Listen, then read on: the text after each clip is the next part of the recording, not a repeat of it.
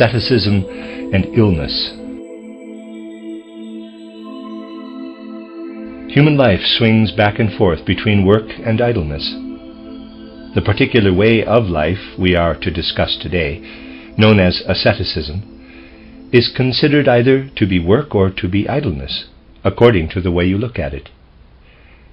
To study it objectively, without bias, as spiritual science demands, is impossible unless we consider whether what is called asceticism, in its highest sense, excluding any misuse of it, influences human life, and either helps it or harms it.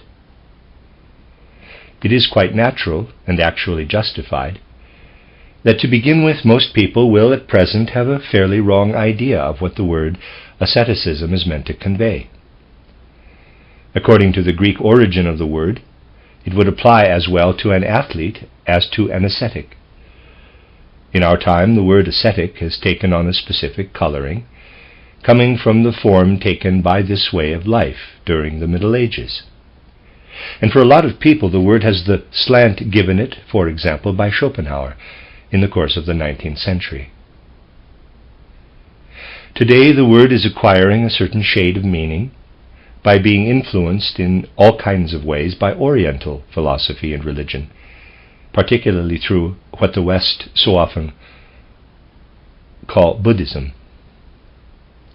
Now, our task today will be to look in human nature for the true origin of asceticism, and spiritual science, as characterized in previous lectures, will be qualified to bring clarity to this discussion, the more so because its basic outlook is connected with the original meaning of the Greek word ascesis. Spiritual science, spiritual research, as represented here for many years, rests on an absolutely definite foundation with regard to human nature. Spiritual science starts from the principle that at no stage of human evolution is it justified to establish a particular point marking the limits of human knowledge. The usual way of putting the question, quote, what can human beings know and what can they not know, close quote, is, for spiritual science, misdirected. Spiritual science itself does not ask what human beings can know at a certain stage in their evolution, what the boundaries of knowledge are at that stage, what remains unknown because our human mental capacity is not up to it. None of these questions are its immediate concern. For spiritual science bases itself fairly and squarely on the fact of evolution, in particular the evolution of human soul forces. So what it does say is that the human soul is capable of developing. Just as in the seed of a plant, the future plant is asleep until it is called forth, on the one hand, by forces within the seed, and on the other hand by forces that work on it from outside. Similarly, there are hidden, slumbering forces and capacities constantly present in the human soul. And what at one particular stage of evolution human beings cannot yet understand, they will be able to know and understand when they have advanced a further stretch in developing those spiritual capacities which were previously hidden within them. Which are the forces that we can develop in ourselves for reaching a deeper understanding of the world and an ever wider horizon? This is the question spiritual science asks. It does not ask where the boundaries of our knowledge are, but how human beings can develop their capacities so as to get beyond the boundaries that exist at any given time. Instead of setting up a wall to restrict the horizon of our human knowledge, spiritual science is, both in method and in ideals, intent on widening the horizon ever further, more and more examples of which will be given in the following lectures. Not through vague talk, but in a quite definite way, spiritual science shows how human beings can reach beyond the intellectual powers that have been given us through a process of evolution in which our own consciousness was not engaged. In the first instance, these faculties are concerned only with the world perceived by our senses and grasped by our reason.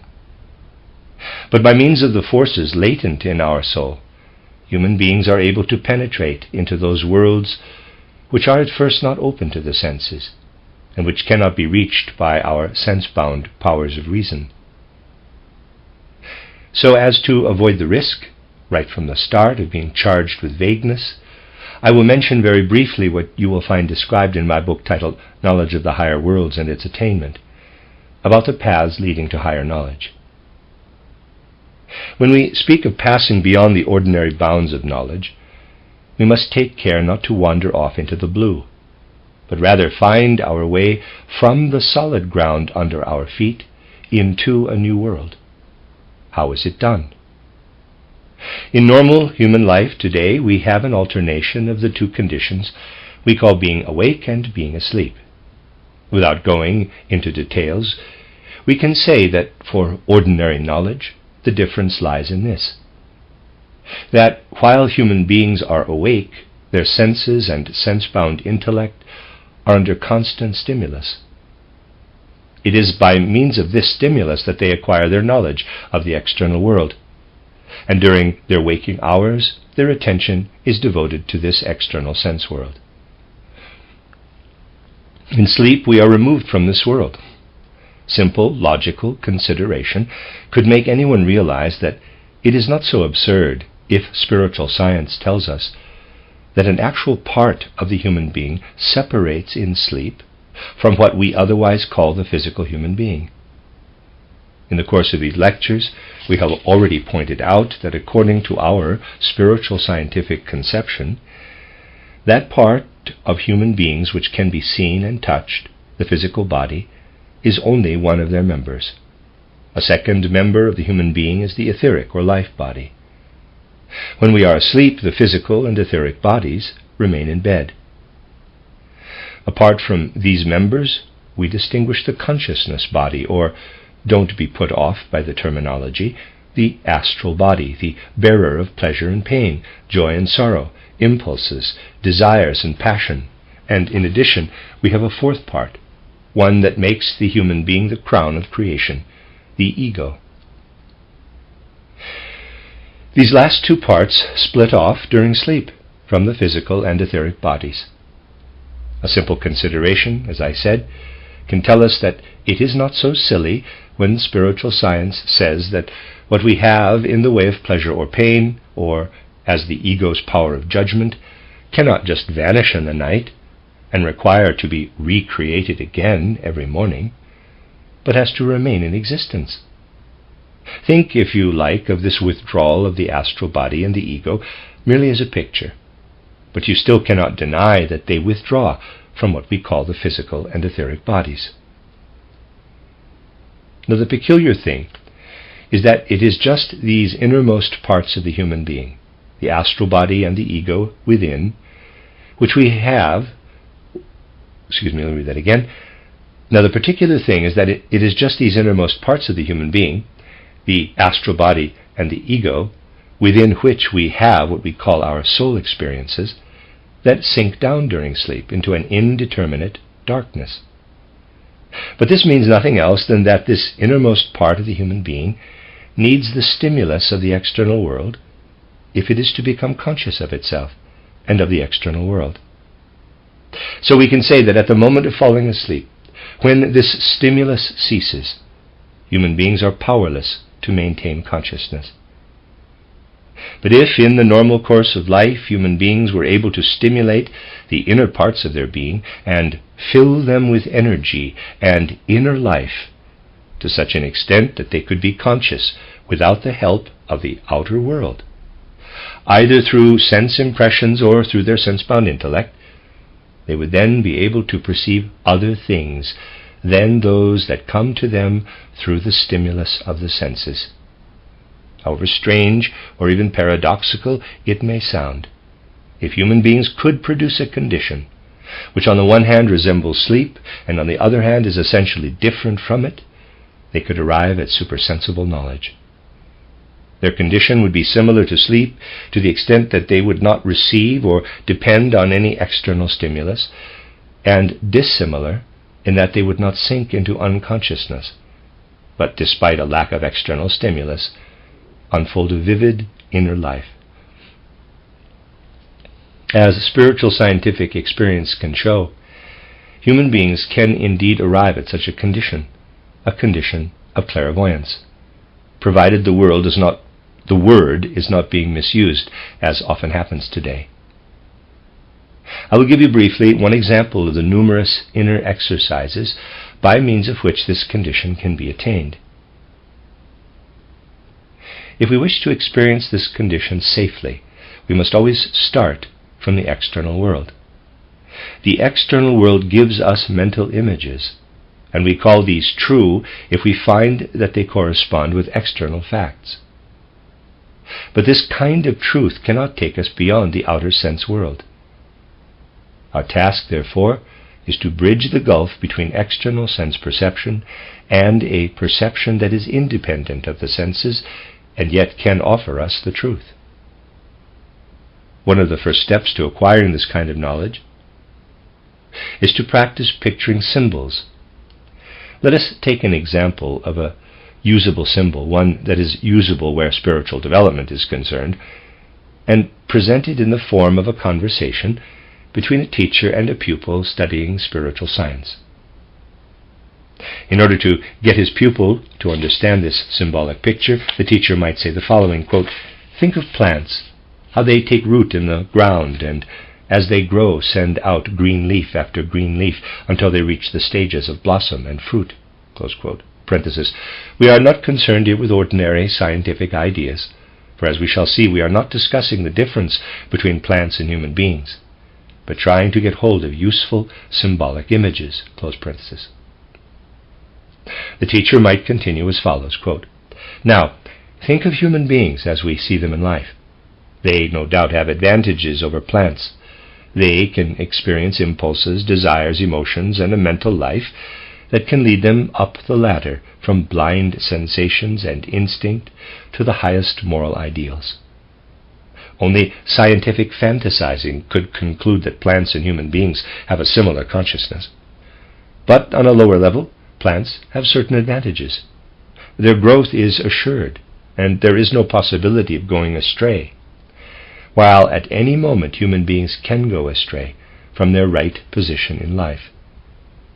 We are aware that in their whole makeup, human beings are full of instincts, desires, and passions which may bring them into error, lying, and delusions, whereas plants are essentially untouched by these things. Their nature is pure and chaste. Not until human beings purify their whole life of instinct and desire can they hope to be as pure and incorrupt on a higher level as the plant is in its certainty and solidity on a lower level." Close quote. Then we can pass to a further picture. The plant contains green coloring matter, chlorophyll, that steeps the leaves in green color. Human beings possess the vehicle of passions and passion, their red blood. It is a kind of upward evolution, but at the same time human beings have had to take on board characteristics plants do not have. Human beings must, so to say, set their sights on the great ideal of one day attaining, on their own level, the inner certainty, the self-control and purity, a picture of which, at a lower level, we see in plants. So we can now ask ourselves, what do human beings have to do if they are meant to advance to that level? They have to become lord and master of their instincts, desires, and passions, which surge about involuntarily within them. They have to grow beyond themselves, mortify in themselves all that otherwise dominates them, and raise to a higher level all that is under the sway of their lower nature. This is how human beings have developed beyond the plant. And all that has been added since the plant stage must be regarded as something to be conquered, or, to keep the expression, to be killed or mortified, in order to bring forth from them greater life. This is the way our human future will proceed, and which Goethe described with these beautiful lines, quote, "Whoever cannot say, 'Die, and renew thyself,' on our dark earth will be a mournful guest, close quote. Or if you want it in rhyme, quote, if you haven't grasped in you this dying and rebirth, then what a sorry soul are you, astray upon this earth, close quote. This does not mean that human beings must kill off their instincts, desires, and passions, but that they purify them by the mastery they have over them. Then, looking at plants, they can say, quote, there is something in me that is higher than the plant, but this I have to mortify and conquer. As a picture of what we have to overcome in ourselves, let us take that part of the plant which is no longer capable of life, the dry wood, and start by setting this up in the form of a cross. Then we have to set about cleansing and purifying our red blood, the vehicle of our instincts, impulses, and cravings, so that it may become a chaste and purified expression of our higher being, of what Schiller meant when he spoke of the higher man in man. The blood will then be a kind of image of the pure, chaste sap that flows through plants. Now, the teacher would say further, let us look at the flower in which the sap, rising continuously from stage to stage, from leaf to leaf, finally acquires the form and color of the blossom.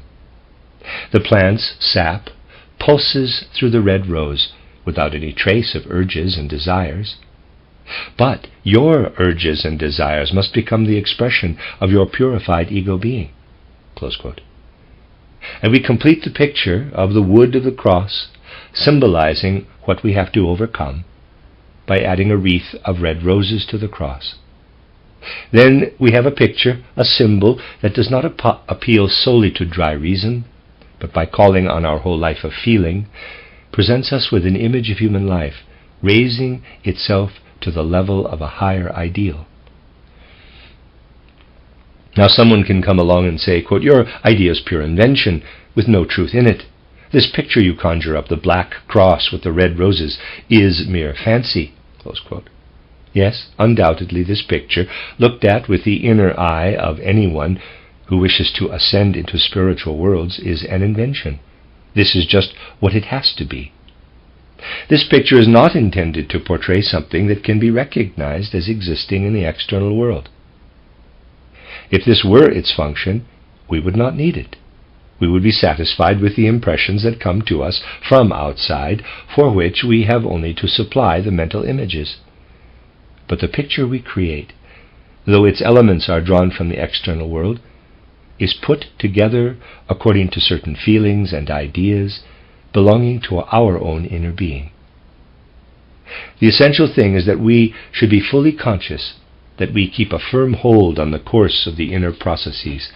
Otherwise, we would soon find ourselves fantasizing. Those working toward entering higher worlds through inner contemplation and meditation do not live only in abstract pictures, but in a world of feelings and concepts that arise through constructing pictures such as these. These pictures awaken in them a number of inner soul processes, and by excluding every external stimulus, they concentrate all their powers on contemplating these pictures, which are not meant to portray external matters, but to awaken forces slumbering within them. If they are patient and persevering, for although it takes a long time, yet it will happen, they will notice that calm devotion to pictures of this kind can give them something that has the power to grow. They will find that their inner life is changing, that a state of being does actually arise which is in some ways comparable to sleep, yet while sleep brings a submergence of reasoning power and soul life, the devotion I mentioned, meditative contemplation, will awaken inner forces. Very soon they feel a change going on in them. That inner life is arising as a result of their efforts, even though for the time being they have renounced having impressions from the outer world. So by way of these thoroughly unrealistic symbols, human beings awaken in themselves inner forces, and it will dawn on them that they can do something with them. Of course, people can object from another direction. Quote, even if you have acquired these powers and really entered the spiritual world as you suppose, how can you be sure that what you perceive is reality?" Close quote. Nothing can prove this except experience, just as the external world can be proved to exist only by experience. Mere mental images can be quite distinctly distinguished from perceptions, and the two categories will be confused only by someone who has lost touch with reality. Especially in philosophical circles, a certain misunderstanding has been gaining ground today. Schopenhauer, for instance, in the first part of his philosophy, starts from the assumption that the world in which human beings find themselves is a world existing only in their minds. The world is a concept they hold in their minds. Now, you can tell the difference between percept and idea, concept, with the help of your watch. As long as you are in contact with it, it is a percept. If you turn your back on it, you have a picture of the watch in your mind. That is the concept. In practical life, you will very soon learn to distinguish between percept and concept, or we would not know where we were. If you picture a red-hot iron, however hot it is, it will not burn you. But if you touch it, you will soon realize that a percept is quite different from a concept. It is the same with an example given by Kant. From a certain point of view, it is justified, but during the last century it has been the source of much error. Kant tried to turn a certain sacrosanct idea upside down by showing that there is no difference, content-wise, between the idea of 100 thaler and 100 real thaler. However, it is wrong to maintain that there is no difference in content, for then it is only too easy to confuse a percept, which gives us direct contact with the reality, with the mere ideal content. Anyone who has to pay a debt of 100 thaler will certainly notice the difference between 100 real and 100 imagined thaler. It is like this, too, with the spiritual world. When we waken the forces and faculties that are latent within us, and when around us is a world we have not known before, a world that shines out as though from dark spiritual depths, then someone uninitiated into this realm might well say that it could be autosuggestion, some kind of illusion. But anyone who has actually had experiences on this level will be well able to distinguish reality from mere fantasy, just as on the physical level we can distinguish between a mental image of a piece of hot steel and a real piece. So we see that it is possible to call forth a different state of consciousness. I have given you one brief example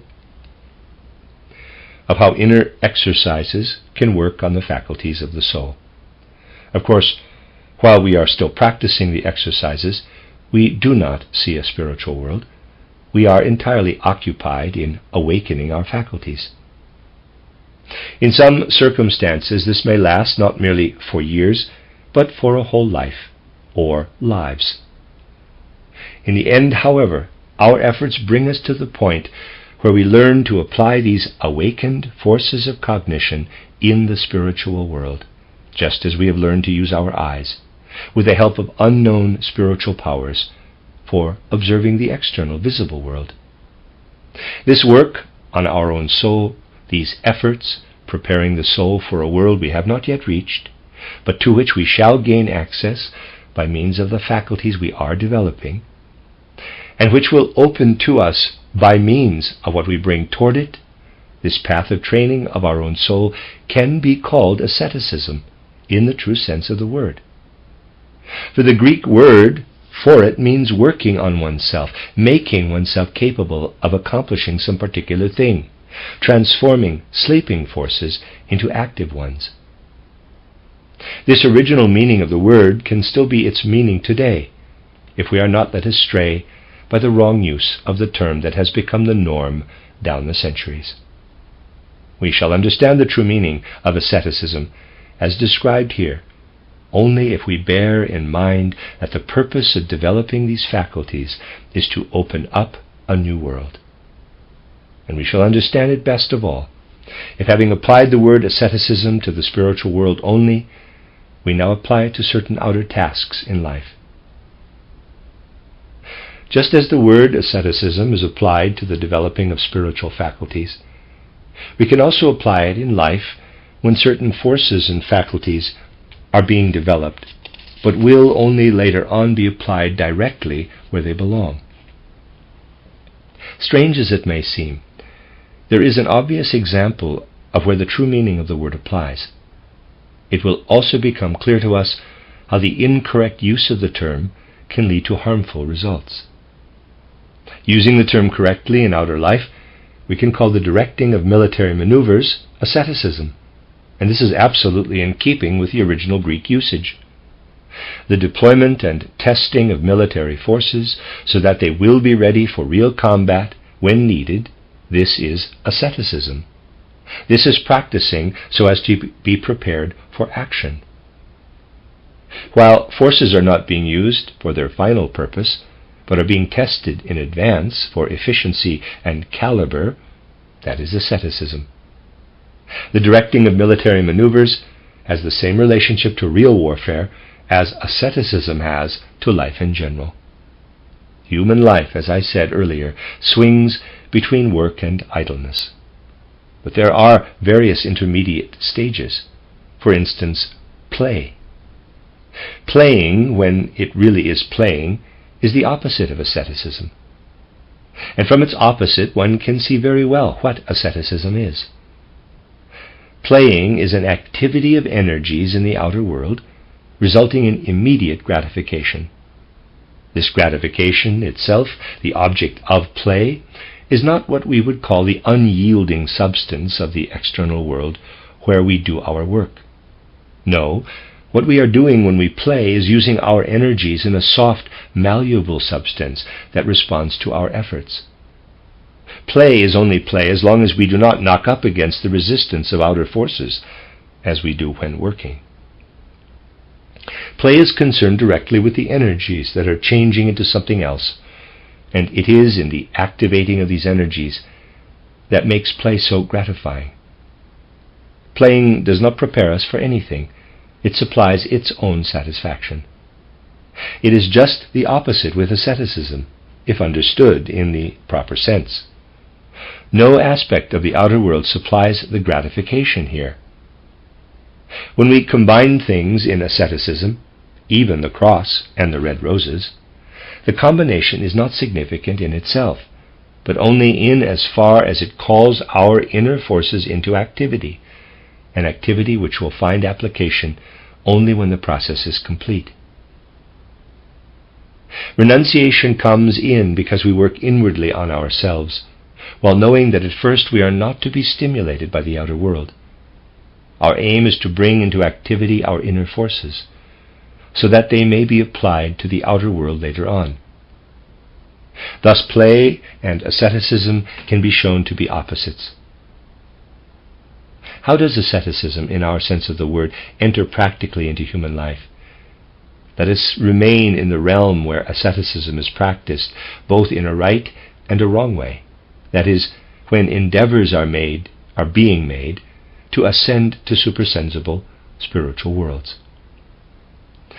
If an avenue for information about the supersensible worlds opens up to someone, whether through reports given by another person or by way of historical documents, then possibly the first reaction might be, there are statements and communications concerning the supersensible worlds, but at present they are beyond my comprehension.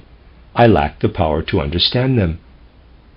Then again there are others who reject these communications and refuse to have anything to do with them. What is the reason for this? This happens in the first place because people of this kind reject asceticism in the best sense of the word. But the reason why they do this is because they cannot summon the strength of soul to draw forth higher forces in the way I have described. They feel too weak to do so. I have repeatedly emphasized that it is not even necessary to be clairvoyant oneself to understand the findings of clairvoyant research. Clairvoyance is certainly necessary for the researching of spiritual facts, but once the facts have been communicated, anyone can use unprejudiced reason to understand them. Impartial reason and sound intellect are to start with the best instrument for judging anything communicated from the spiritual worlds. A true spiritual scientist will always say that if he could be afraid of anything, he would be afraid of people who accept communications of this kind without thoroughly testing them by means of reason. He is never afraid of those who make use of single-minded intelligence, for this is what makes all these communications comprehensible.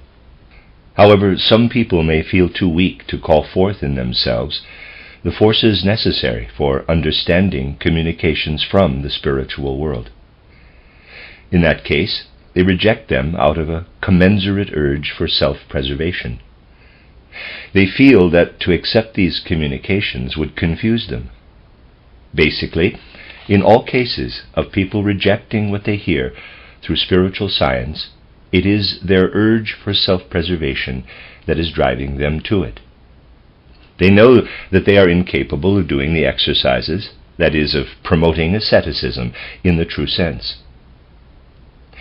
People prompted by the instinct for self-preservation tell themselves, if I were to let these things approach me, they would confuse me. My mind would be full of them, but I would be able to do nothing with them. Therefore, I reject them. So it is with a materialistic outlook, which refuses to go a step beyond the scientific doctrines they assume to be founded on facts. But there are other possibilities, and here we come to a dangerous side of asceticism. People may have a sort of avidity for information about the spiritual world, while lacking the inner urge and commitment to test everything by reason and logic. They may indulge a liking for sensationalism in this field. Then they are not held back by an instinct for self-preservation, but are driven on by its very opposite, a sort of urge for self-annihilation.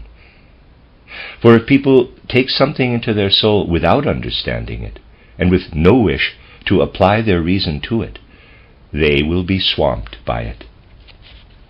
This happens in all cases of blind faith, or when communications from the spiritual world are accepted merely on authority.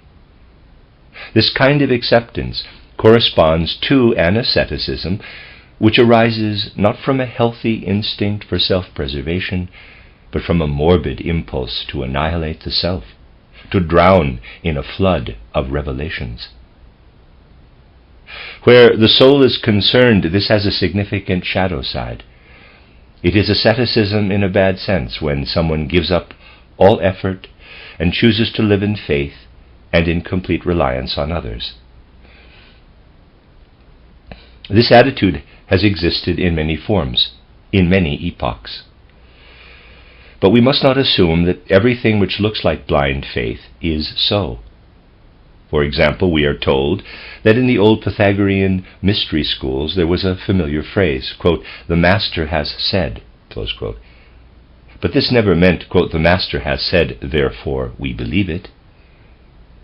For his students it meant something like this, quote, "the master has said it, therefore it presents us with a challenge to reflect on it and see how far we can get with it if we bring all our forces to bear on it."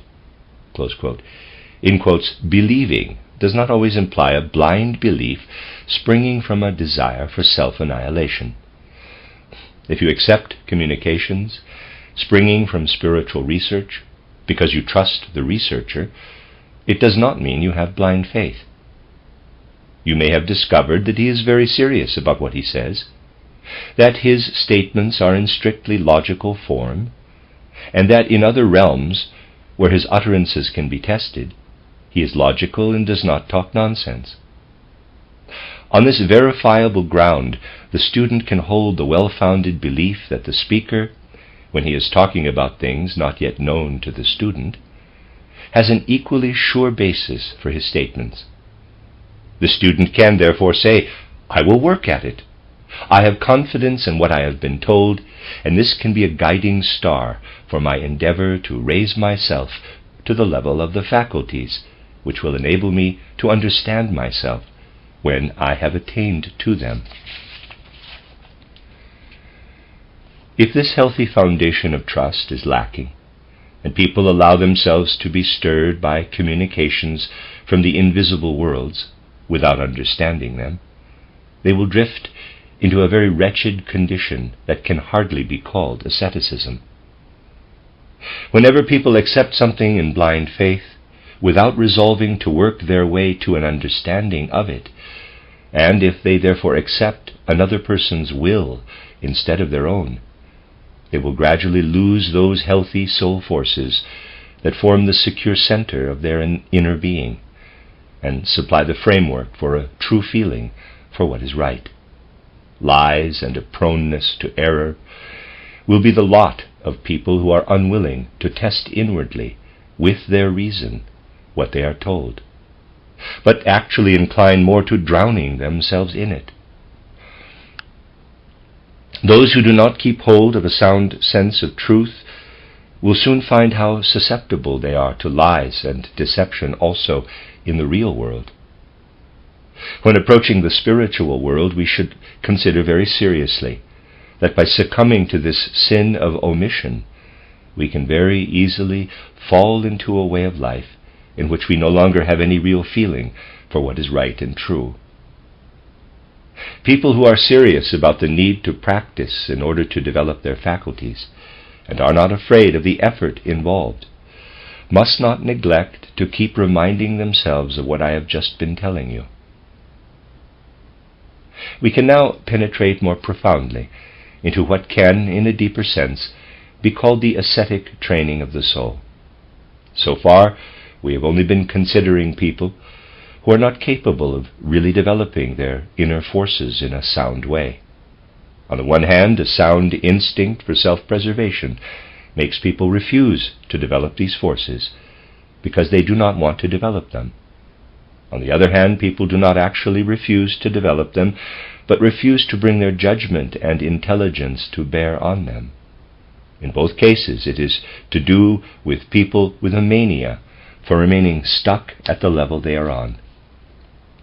But let us suppose a case where a person really does try to develop these inner faculties, and makes use of such forms of training as those described. Again, there may be a dual result. It may be the result we always aim for, where spiritual science is taken seriously and worthily. Students will then be guided to develop their inner forces only in so far as they are capable of using them in a right and proper way. Here, then, we are concerned with how people have to work on themselves, as described in greater detail in my book titled Knowledge of the Higher Worlds. Readers aside, also known now as Knowing the Higher Worlds. End of readers aside. In order to awaken the faculties which will open the spiritual world to their inner sight.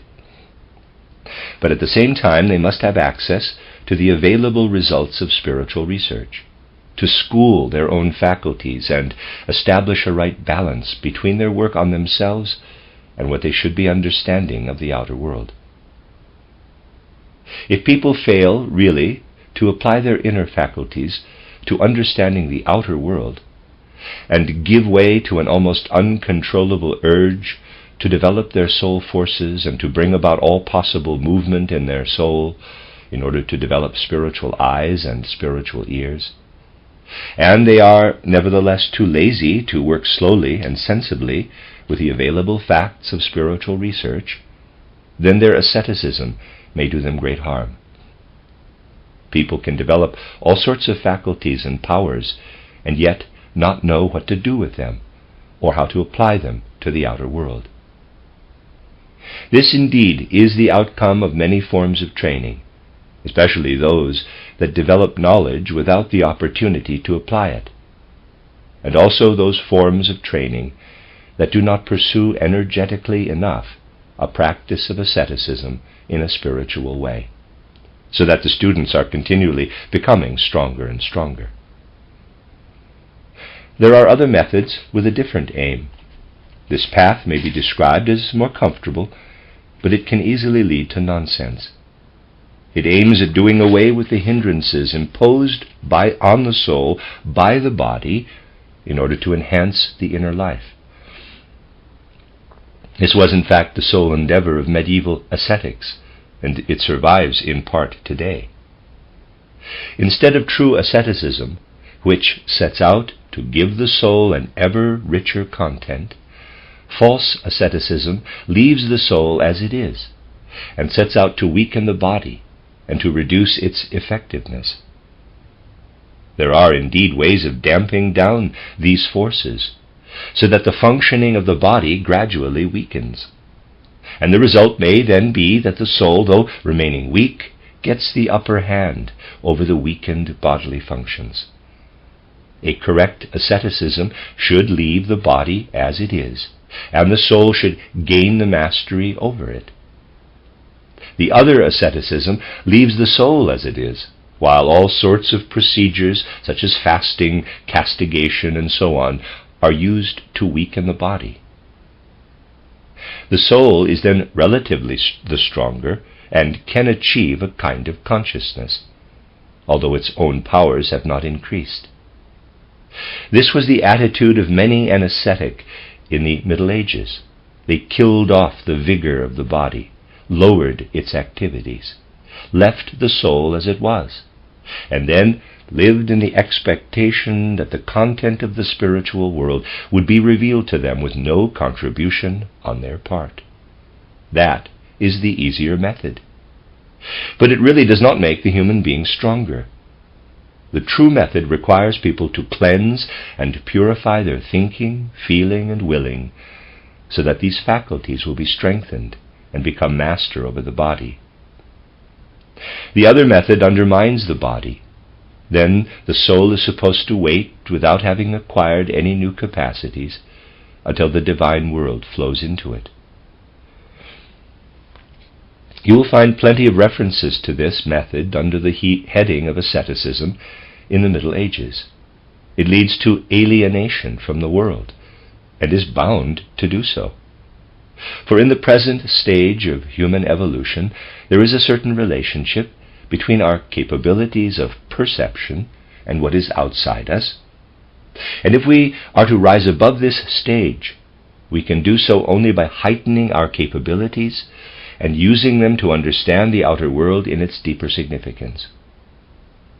But if we reduce our normal forces, we make ourselves incapable of maintaining a normal relationship with the outer world, and especially if we tone down our thinking, feeling, and willing, and give our soul over to passive expectation, something will then flow into us, which has no connection with our present-day world, makes us strangers there, and useless for working in the world.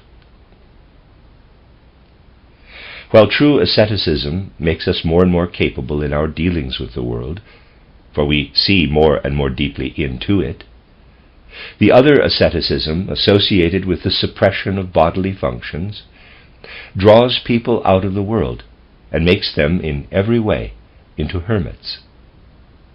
With their isolated outlook on their psychological island, they may see all sort of psychic and spiritual images. This must not be denied. But an asceticism of this kind is of no use to the world. True asceticism is work, training for coping with the world, not a withdrawal into world remoteness. This does not imply that we have to go to the other extreme. One side can come to meet the other. Even though it is true in general that for our period in human evolution, a certain normal relationship exists between the external world and the forces of the soul, yet every period tends to drive the normal to extremes, as it were. And if we want to develop higher faculties than the normal ones, we need pay no attention to opposition that comes from abnormal trends. And because we find opposition in ourselves, we can, under certain circumstances, go rather further than would be necessary if the times were not also at fault. I say this because you have perhaps heard that many a member of the present spiritual scientific movement lays great stress on a certain diet. This does not at all imply that such a mode of life is required in order to attain or even only understand higher worlds and higher levels of life. It can be no more than an external aid, and should be seen only in relation to the fact that those wishing to gain understanding of spiritual worlds may find a certain obstacle in the customs and conventions they have to live with. Because these conventions have drawn us down too deeply into the material world, we must go beyond the normal in order to make the exercises easier. But we would be mistaken to regard this as a kind of asceticism that can be a means of leading us to higher worlds. Vegetarianism will never lead anyone to higher worlds. It can be no more than a support for people who think to themselves, I wish to open for myself certain ways of understanding the spiritual worlds. I am hindered by the heaviness of my body, which prevents the exercises from having an immediate effect. Therefore, I will help myself by relieving my body of a certain amount of strain. Vegetarianism is one way of producing this result.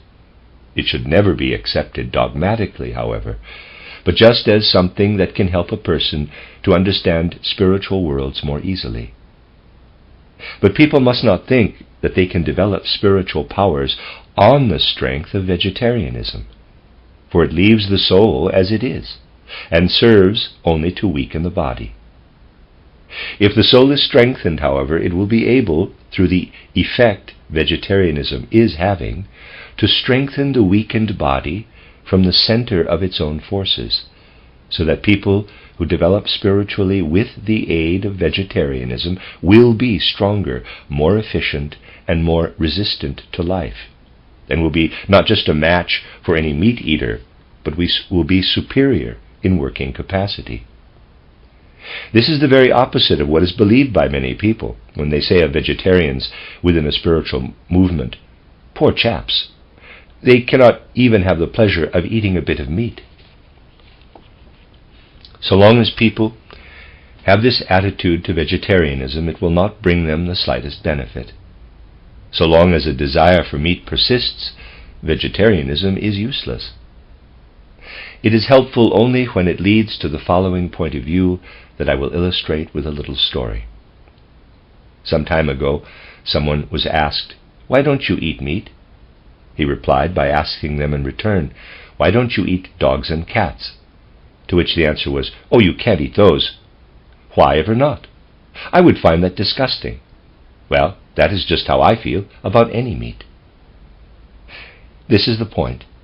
When you have stopped enjoying eating meat, then refraining from eating it is of some use with regard to the spiritual worlds. Until then, breaking the meat-eating habit can be helpful only in getting rid of the desire for meat.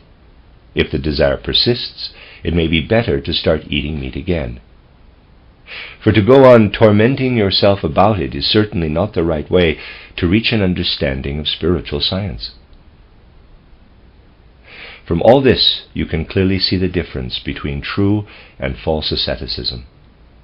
False asceticism often attracts people whose sole desire is to develop the inner forces and faculties of soul, for it will not matter much to them whether they gain real knowledge of the outer world. Their aim is simply to develop their inner faculties, and then to wait and see what comes of it. The best way to do this is to mortify the body as far as possible, for this weakens it, and the soul can then remain weak, yet still see into some kind of spiritual world, however incapable it may be of understanding the real spiritual world. This, however, is the path to deception. For directly people close off their means of return to the physical world, no true spiritual world comes to meet them, but only delusive pictures of their own self. And these are what they are bound to encounter, for they are leaving their soul as it is. Because their ego keeps to its accustomed standpoint, it does not attain to higher powers, and they put up a barrier between themselves and the world by suppressing the functions which relate them to the world.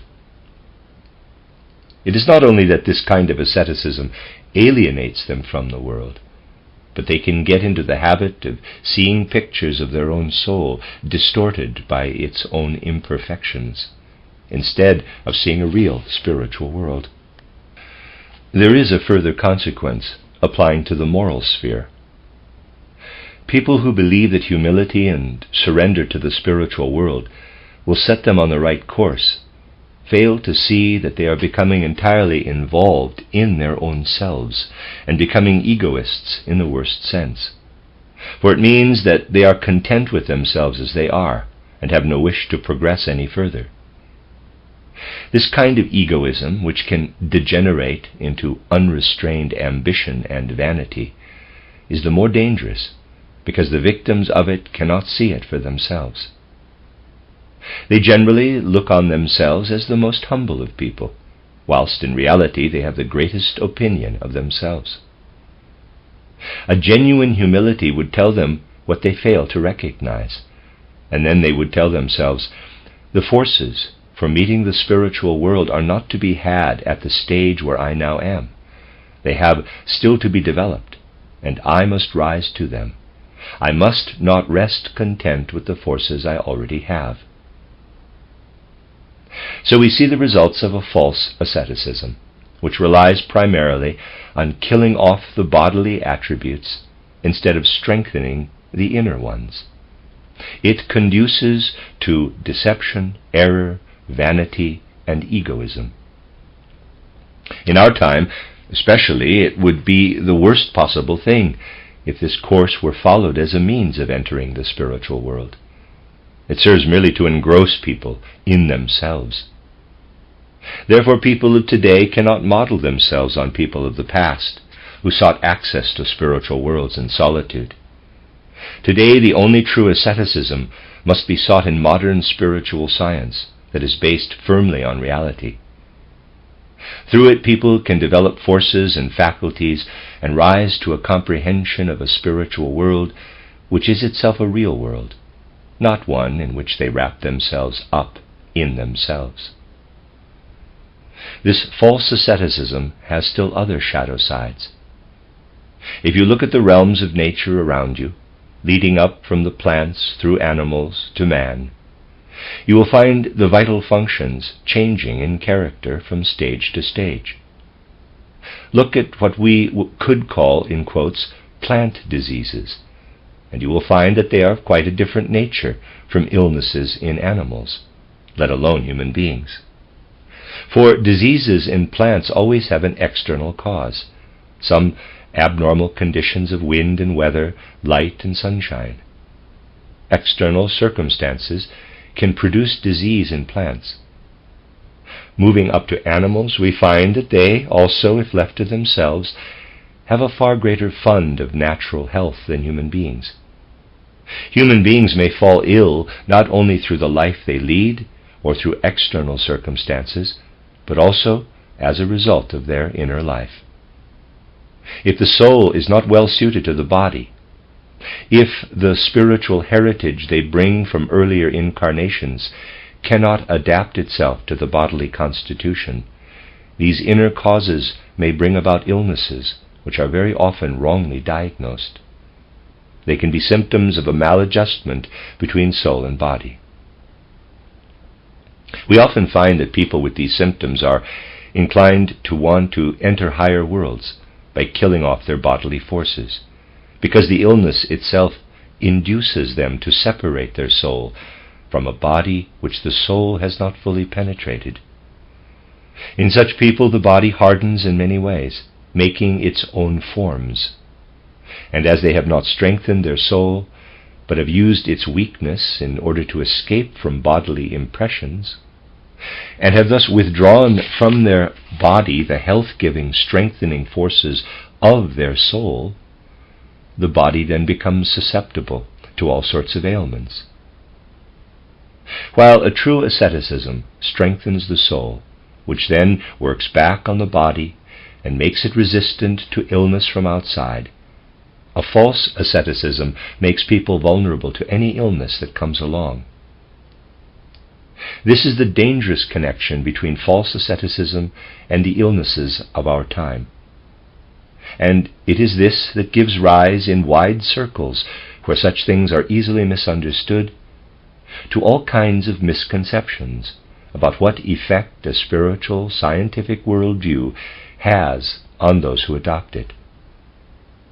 For people who endeavor to come to a sight of the spiritual world by way of a false asceticism are a fearful spectacle for people outside the movement. They are particularly prone to attack from harmful directions. For these people, far from being strengthened to resist the errors of our time, are well and truly exposed to them. Examples of this can be seen in many branches of theosophy today. Merely calling something theosophy does not give the adherents license to rank as the equal of other spiritual streams. If materialism prevails in the world, it is to some extent in tune with the concepts which are formed in observing the sense world. So we can say that the materialism which applies to the external world and knows nothing of a spiritual world is in a certain sense justified. But in the case of an outlook which sets out to impart something about the spiritual world and takes into itself a caricature of the material prejudices of our day, because it is not founded on a real strengthening of spiritual forces, the result is much worse. A theosophical outlook, permeated by contemporary errors, may in some circumstances be much more harmful than a materialistic outlook. And it should be said that thoroughly materialistic concepts have spread widely in theosophical circles.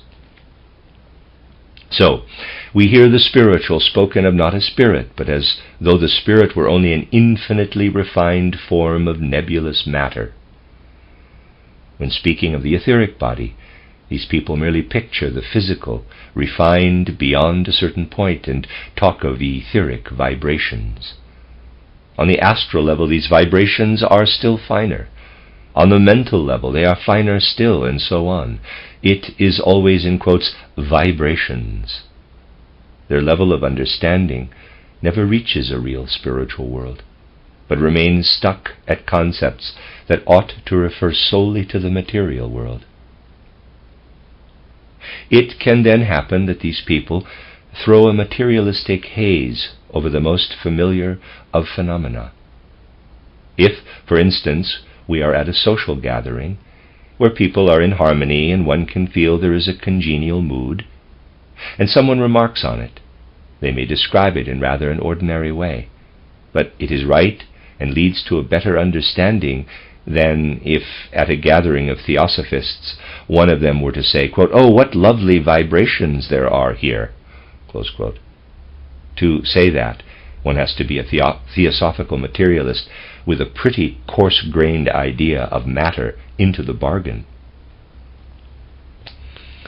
For anyone with a feeling for such things, it is enough to spoil the mood to have those vibrations dancing around. We can see how the introduction of materialistic ideas into a spiritual outlook produces a horrifying impression on outsiders, who might then say, quote, "These people talk about a spiritual world, but they are really no different from us. With us it is light waves that dance. With them it is spiritual waves," close quote. But it is all the same materialism. All this needs to be seen in its true light.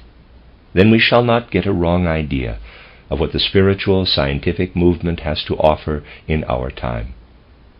Then we shall see that asceticism, by strengthening the soul, can also be something that leads to the spiritual world, and by so doing brings new forces into our material existence. These are forces that make for health, and not for illness. They supply our bodily organism with health-bringing life forces. Of course, it is not easy to determine how far a given outlook brings healthy or unhealthy forces with it, for the latter are evident, while healthy forces usually pass unnoticed. Close observation, however, will help us see how those who belong to a genuine spiritual movement are inspired by it, and draw from it health-giving forces which work right down into the physical. It can also be observed that signs of illness appear only if something alien to a spiritual stream is introduced into it. Then the result can be worse than when the alien influence takes its course in the outer world, where people are shielded by conventions from misconceptions that have too extreme an effect. If we see things in this light, we shall understand asceticism to be a preparatory training for a higher life, a way of developing our inner forces, and we shall then be taking the good old Greek word in its true sense. For askein means to make an effort, to make oneself strong. It even means to adorn oneself, so that the world can see what it means to be human. In its proper sense, asceticism means strengthening oneself. But if it leads people to leave the soul as it is and to endeavor to achieve something by weakening the body, they are separating the soul from the body and exposing the latter to all sorts of harmful influences, so that asceticism becomes the source of all manner of ailments. The bright or shadow sides of egoism will emerge when we come to consider the nature of egoism itself. What we have discussed today will have shown you that genuine asceticism can never be an end in itself, but only a means of reaching a higher human goal, of living one's way into higher worlds. Those wishing to associate themselves with this kind of asceticism must therefore keep themselves well rooted in reality. They cannot allow themselves to become alienated from the world, but must be aware of it at all times. Whatever they can bring back from higher worlds into this world must always be measured and assessed in relation to the work they do in this world. Otherwise, those who say that asceticism is not work but idleness could well be right. Idleness can easily give cause for false asceticism, especially in our time. But those people who keep a firm hold on themselves and keep the ground under their feet will regard asceticism as their highest ideal, where so serious a matter as our human faculties are concerned. Oh, our ideas can rise to a much higher level if we have an ideal picture before us for the training of our human faculties to work effectively in the world. Let us look at the way the Old Testament begins, where it says, quote, "And God said, let there be light," close quote. Day by day, God caused the physical sense world to arise from out of the spiritual world. And at the end of each day, when he looked at the physical world he had created out of the spiritual one, he felt satisfied and was able to say, "It is good," quote, "and God saw that it was good," close quote.